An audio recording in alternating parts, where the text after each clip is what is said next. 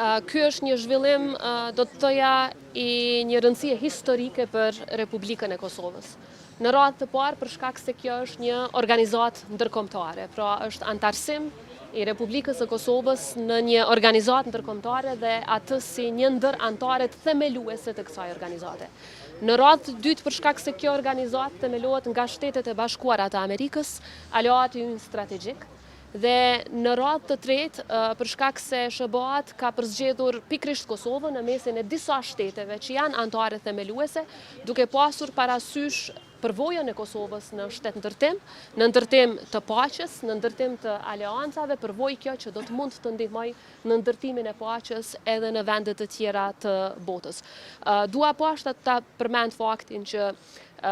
kam besim të plotë që kjo organizatë ndërkombëtare do të jetë një ndër organizatat më të suksesshme në historinë moderne të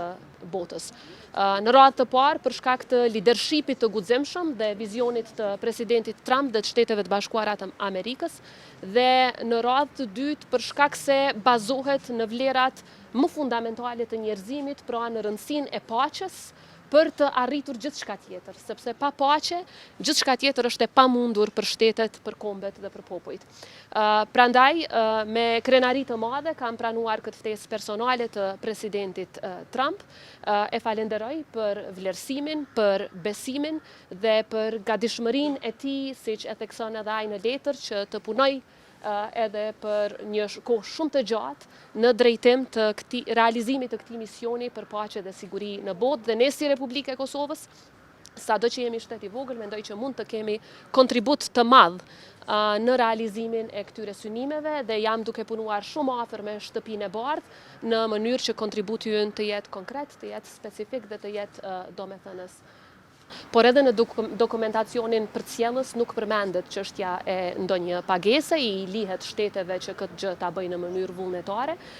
Megjithatë, ne për të gjitha çështjet jemi në koordinim të plotë me Shtetet e Bashkuara të Amerikës, dhe siç e thash, besoj që kontributi i Republikës së Kosovës do të jetë domethënës për shkak të përvojës tonë në ndërtimin e paqes. Dhe Kosova është një prej sukseseve më të mëdha amerikane, një prej sukseseve më të mëdha të aleancës euroatlantike pikërisht në ndërtimin e paqes, dhe besoj që kemi çka të ofrojmë në aspektin e përvojës, në aspektin e perspektivës dhe në aspektin e vizionit për një iniciativë të tillë. Është shumë e rëndësishme që Kosova në këtë organizatë ndërkombëtare do të jetë e barabartë me të gjitha shtetet e tjera, dhe është ftuar pikërisht nga themeluesja dhe udhëheqësja e kësaj organizate, pra Shtetet e Bashkuara të Amerikës.